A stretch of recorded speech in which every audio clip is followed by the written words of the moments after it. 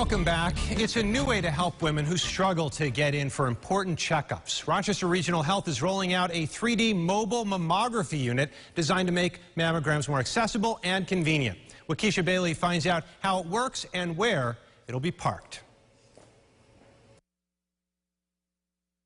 A pink bus? That's just the start.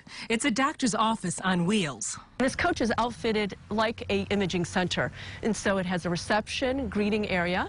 It has 2 dressing areas where women will be provided a robe and then accompanied to a exam room. Dr. Catherine Regala and Tony Brooks are part of Rochester Regional Health mobile mammography program.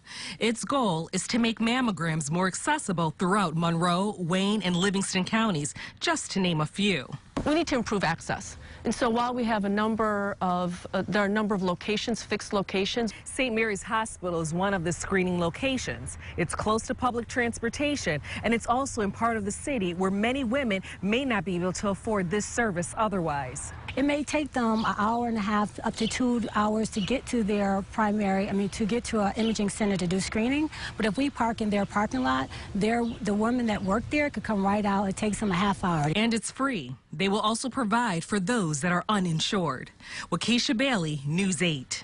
So Rochester Regional Health plans to roll out this bus beginning in August. For a list of places where it'll be parked, go to rochesterfirst.com. Well, state police and fire crews responded after a car burst